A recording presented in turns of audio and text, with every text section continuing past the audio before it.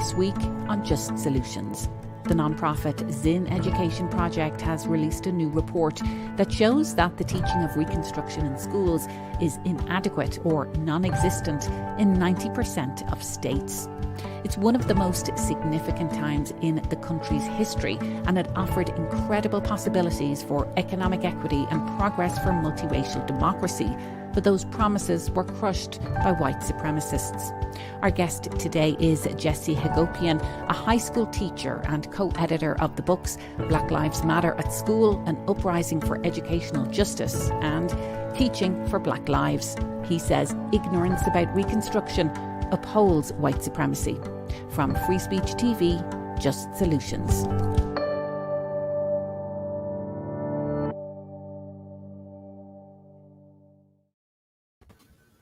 Jesse, it's so good to have you with us. Thank you very much for joining us.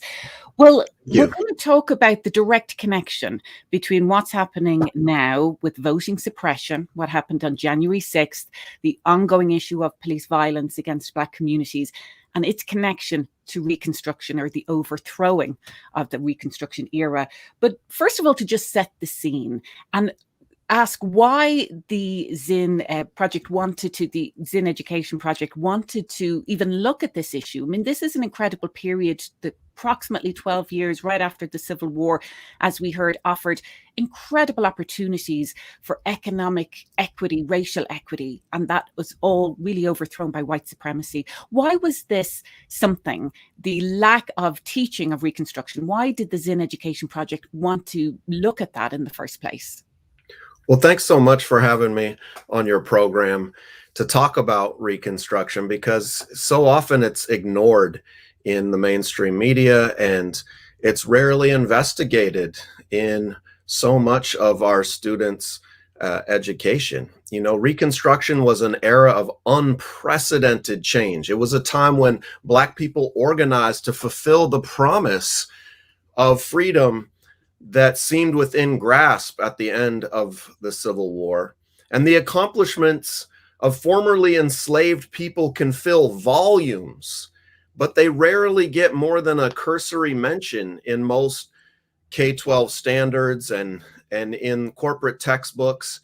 It's dramatically simplified. And as a teacher my entire life, I was frustrated with that. And many of the educators at the Zinn Education Project were frustrated with the lack of understanding that youth have today about Reconstruction because of our corporate textbooks and our broken K-12 standards across this country that erase the contributions of Black people, especially during the Reconstruction era. And this is just such a vital era to understand. You really just can't understand what you're seeing today on the news in struggles for racial justice and struggles around voting rights with the January 6th insurrection. All these things are rendered unintelligible if you don't know what happened during Reconstruction, and we want to change that. Well, let's draw that connection, because I know right after, in the immediate aftermath of January 6th, some of the country's leading historians came out to say there's a direct connection here to what happened during Reconstruction. And particularly now, as we're seeing the ongoing assault on voting rights that are especially targeted at communities of color and in these states in the South, there is that direct connection. So what is that connection, Jesse? What happened during Reconstruction that was overthrown? We talked about the promise of equality, but white supremacy essentially overthrew that promise. But what is that connection? What was happening during Reconstruction and its connection to what's happening right now? Yeah, that's such an important question. And just yesterday, the Supreme Court voted in a 5-4 decision to reinstate an Alabama congressional map that a lower court found had diluted the voting power of Black people in the state, right? And so now the 2022 elections are going to take place with district lines that a lower court unanimously found to be illegal. And this is with judges that were even appointed by Donald Trump, right? And so now you have a situation in Alabama today where the population is 27% Black, And now the state legislature has created a map that would provide, you know, very few districts for Black people to be able to capture with their vote. And this directly ties back to the 15th Amendment, one of the Reconstruction amendments, right? The 13th, the 14th, and the 15th Amendments were passed in the wake of the Civil War during Reconstruction. And the 15th Amendment legally prohibits federal and state governments from racial discrimination in voting, right? And so today, these voting rights are under attack from state legislatures and, you know, from the Supreme Court itself. And understanding the great struggle that took place to win the right to vote, and then the long struggle that had to be organized even after Reconstruction to make that amendment mean anything, it is vital to understand what's happening right now. And by the same token, at least 2 lawsuits invoking the Reconstruction era Ku Klux Klan Act, right, which was the Enforcement Act of 1871, have been filed against those who encouraged and participated in the January 6th insurrection at the Capitol. And these are the historical contexts that are left out of too many of the news stories and the public discourse around what's happening in our society today. Well, getting back to the report and the study that's been released by the Zinn Education Project, where you looked at how Reconstruction is being taught in states all around the country, and you find it's either not being taught at all or being taught in a way that is not faithful to what was actually happening. And one example I think that really connects to what's happening now and a lack of understanding about race in this country. In Georgia, it found that 8th grade social studies students in that class were being tasked to compare and contrast the work of the Freedmen's Bureau. Now, that was an organization that was set up to help the formerly enslaved people, the millions of people.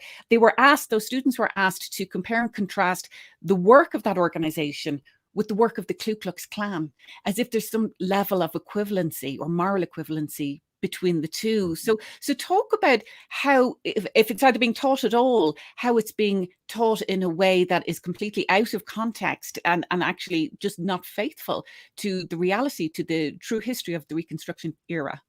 Yeah, absolutely. It is really shocking how little students learn about the Reconstruction era and how the state standards across the country reinforce a miseducation about this crucial era of American history. You know that Massachusetts is the only state in the entire country that has a standard that mentions white supremacy, right? And connects the rise of the Ku Klux Klan to the defeat of Reconstruction and the passage of the Black Codes and the Jim Crow laws and the end of Reconstruction, right? In fact, white supremacy was at the very heart of the attack on Reconstruction, and we have to be able to name that to understand why the promise of this era was defeated and to understand our own era today and why we have statistics like the fact that white families have 10 times the wealth of the average Black family today, right? You can only understand that by going back and understanding the way that Reconstruction was overthrown by an organized, violent, white supremacist backlash, including the Ku Klux Klan. And so much of that is left out of the state standards in favor of a sort of Dunning School framing of Reconstruction. The Dunning School was put together to peddle a whole lot of master narratives that would sow confusion about what was going on during Reconstruction. And this Dunning School talked about Reconstruction failing instead of being overthrown by white supremacists. And it largely failed in the Dunning School's view because of the inability of Black people to govern themselves. And these kind of racist narratives from the Dunning School, we still see recycled today. You know, for example, in Oklahoma's 8th grade standards, they refer to an influx of carpetbaggers and scallywags to the South without context or analysis of this terminology, right? Because those terms were used by white Southerners to denigrate the Northerners who they called carpetbaggers, or who moved south, and then also white Southerners who they called scallywags, who sided with the Republican Party. That was, at least the radicals in that party were supporting Reconstruction. And these are the types of things that leave our students utterly confused about the past, and in some instances even learning to sympathize with the treasonous white supremacists who killed hundreds of thousands of people. And really the central question that was asked during Reconstruction was, who would control the land and who would control the labor? Would it be the treasonous Confederates who had killed hundreds of thousands of people? Or would it be the formerly enslaved who had worked their whole lives to build the American economy and were paid nothing for it? And Black people took matters into their own hands and built one of the most incredible eras of struggle for racial and social justice. The time of Reconstruction is really an astounding era where you have things like a Black majority legislature in South Carolina voted to tax the rich to pay for public schools, something that we're still trying to do today, right? You have a situation during Reconstruction where you had millions of Blacks and poor white people organizing together across the South in what they called union leagues, engaging in strikes and boycotts and demonstrations and educational campaigns.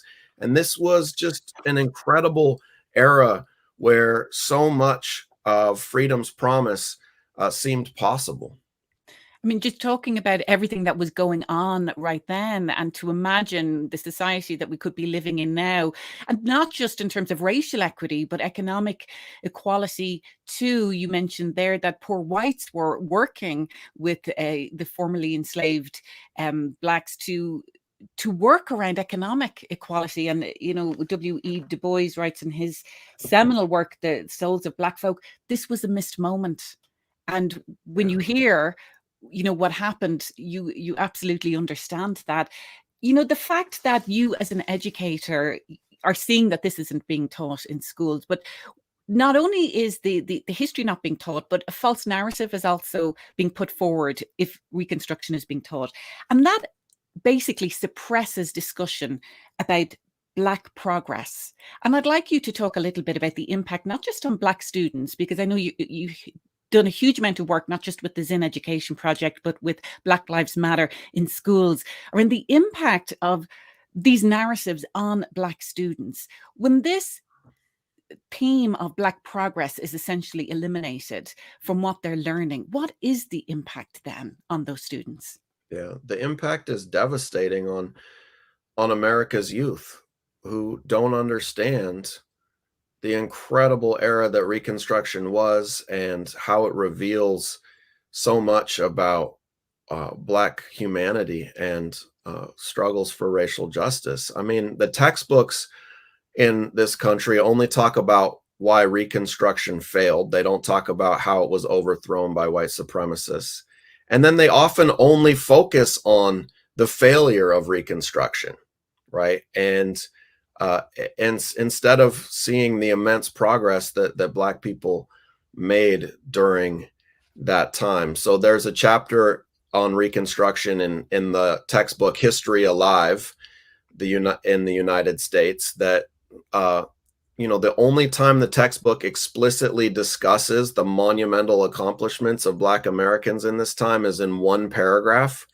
And yet there are two paragraphs devoted to the overthrow And so we want to have people understand that, first of all, the public schools in this country were a product of Black Americans organizing and fighting for the right to an education in the wake of the Civil War, right? Because during slavery, literacy was outlawed for Black people. It was illegal to go to school. It was illegal to learn to read and write.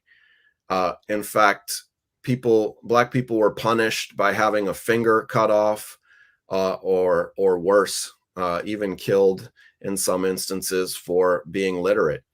And this was a time when Black people collectively organized and built the public schools across the South that benefited both Black people and poor white people who also didn't have access to education. So many students can't even understand why they're in school learning about Reconstruction if they don't understand that Reconstruction created those schools in the first place. And if Reconstruction is mistaught and that Dunning narrative, that Dunning school narrative is reproduced, that says that Reconstruction failed because of the inability of Black people, then children today will be much more susceptible to the white supremacist narratives that they hear today about how the problems in our society today are because of backwards Black people or violent Black people, rather than understanding our problems today stemming from the massive inequality where you have 5 people who have as much wealth as the bottom half of humanity, right? Or the massive indicators of structural racism that exist in our society today, where you have, more Black people behind bars on probation or parole than were enslaved on plantations in 1850, right? You have Black students being suspended at 3 or 4 times the rate of white students for the same infractions. Black women dying in childbirth at 3 times the rate of white women. All of these structural inequalities in our society are difficult to understand if you don't understand the long Black freedom struggle and the critical period that Reconstruction was. Well, we'd love to hear from our viewers. Let us know where you're watching. Let us know your thoughts on this. Were you taught about Reconstruction in school? What's your memory of your education on this? Or if you have someone who's currently in school, what are they learning about this? And your thoughts on the connection between what's happening right now. Let us know your thoughts and engage with us on social media. Well, the Zinn Education Project is, of course, named after famed people's historian Howard Zinn, who was born 100 years ago this year. And his life's work was essentially highlighting these stories. And we're seeing an assault, though, on history at its very core right now that I'm sure Howard Zinn I would love to hear his thoughts on what's happening in schools right now. As we speak, Jesse, it is Black History Month, but there is an assault on Black history being taught in schools. We're probably seeing nominal stories being told, maybe about Dr. Martin Luther King Jr. in different schools. Certainly not any of the stories that we're discussing today. But when we look at the legislation that is being passed right now and what's playing out in schools, where this type of history is essentially being outlawed. Any type of history that examines structural racism, that even mentions white supremacy, is outlawed. We're also seeing teachers being threatened with criminal charges if they teach this. We're hearing stories about children snitching on teachers if they talk about racism in any kind of context, and also parents groups mobilizing around this issue too. What are your thoughts as we are talking in Black History Month about what is happening right now, the assault on teaching Black history in schools? Yeah, absolutely. And thank you for recognizing Howard Zinn's 100th birthday today. We wish he was alive and here with us to help us in this struggle to teach the truth, because there is an assault on education going on right now, where in state after state, more than 30 states now have introduced legislation that attempts to require teachers to lie to students about structural racism and sexism and heterosexism and other forms of oppression. So today, more than 17.7 million public school students are enrolled in almost 900 districts across the country that have educational gag orders placed on teachers to try to get them to stop teaching the truth about this country's history of racism. And of course, the irony of the situation is that these anti-critical race theory laws outlawing the teaching of structural racism confirm the central claims of critical race theory, right? One of the claims of critical race theory is that racism can be embedded in the law even when it appears to be race neutral, which this attack on the truth certainly confirms. Another central claim of critical race theory is that any progress towards racial justice will be met with a white supremacist backlash. That was the case during Reconstruction, when great advancement for Black liberation was made, when many Black elected, some 1,500 Black Americans were elected to office for the first time across the country.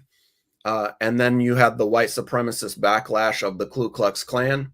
And that's the case today, where you had the 2020 uprising for Black lives that transformed consciousness in this country and was a serious challenge to police violence and other forms of structural racism. And this really scared a lot of racists in this country, and they wanted to find out how to push back against students building a more equitable society.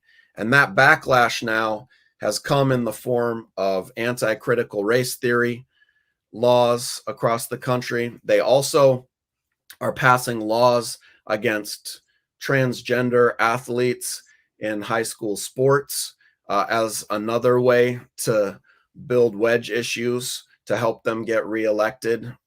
And they're passing voter suppression laws. And all of these things are part of a strategy to divide and conquer and to erase the truth about oppression in our society.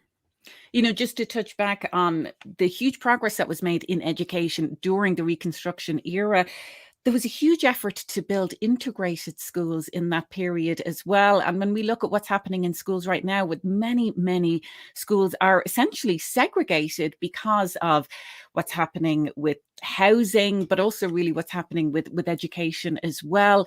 It seems that we're regressing, certainly when it comes to education, and certainly with what you've just outlined there. Yeah, I mean, our schools are more segregated today than they have been at any time since 1968. And, white supremacy has always been very interested in what happens in the school building and using education as a way to reproduce white supremacy rather than disrupt it. And that was very evident during Reconstruction, when Black people built hundreds of schools all across the South. And in fact, shameful to say, but during the Reconstruction era, they burnt down over 600 Black schools across the South. And today, they're trying to reduce critical race theory to ashes as well with this legislation. So you have groups like Moms for Liberty. If there ever was an ironic title, there is one. Moms for Liberty put a bounty on the heads of teachers, bounty as they called it in their own words, for the first parent or student that turns in an educator for teaching about race in New Hampshire. Absolutely shameful that this is happening in our country. It's a return to the kind of McCarthy era attacks that saw many thousands of teachers pushed out of classrooms after having been labeled communists. And now they're using the word critical race theorist as a stand-in for that. And, you know, it's having real impacts on educators all across the country. You know, Matthew Hahn was an anti-racist educator in Tennessee who acknowledged that white privilege was a reality in his classroom. And for that, and for teaching a Ta-Nehisi Coates essay and a Kayla Janae Lacey poem, he was fired, right? A teacher in Florida, Amy Dorofono, was fired for having a Black Lives Matter flag. And I want to emphasize that she taught at a school named Robert E. Lee High School after the Confederate general, right? And you wonder why she had to affirm the lives of Black students in her classroom by saying that Black Lives Matter, right? And so these attacks have happened to Black principals in Texas and in my own home state of Washington State. A teacher who signed the Zinn Education Project pledged to teach the truth, faced physical threats of bodily harm just because they wanted to teach the truth. And that is why we are building this movement. And I'm proud to be part of this struggle. You know, the Zinn Education Project, Black Lives Matter at School, the African American Policy Forum, you know, our unions and many other groups are coming together, forming a group called Stop Backlash and building the Teach Truth movement in this country. And we refuse to lie to kids about Reconstruction. We refuse to lie to kids about the long history of structural racism in this country or the beauty of the Black freedom struggle. Regardless of if these laws pass or not, I know that I will never lie to kids in my classroom about these things. Well, Jesse Hagopian, I know that there's a lot of information at the website for this report, and the Zinn Education Project is really doing incredible work. And I know to honor the 100-year anniversary of the birth of Howard Zinn, there is a lot planned, I know, for this year. People can find out more about the report that we're talking about today at teachreconstructionreport.org. And as I said, a lot of resources there for parents, for students, also for educators as well. Absolutely. And as we're hearing, there are many, many educators who want to teach this, but they are being targeted. Jesse Hagopian, thank you very much for being our guest today on Just Solutions. Oh, I really appreciate your time. Thanks a lot. Don't forget that Just Solutions is also available as a podcast. You can listen to this episode or past episodes anytime. Just subscribe wherever you get your podcasts. And don't forget, there's a wealth of archives. All our previous episodes are online at freespeech.org. But tune in next week, same time, same place, for another conversation from Free Speech TV, Just Solutions.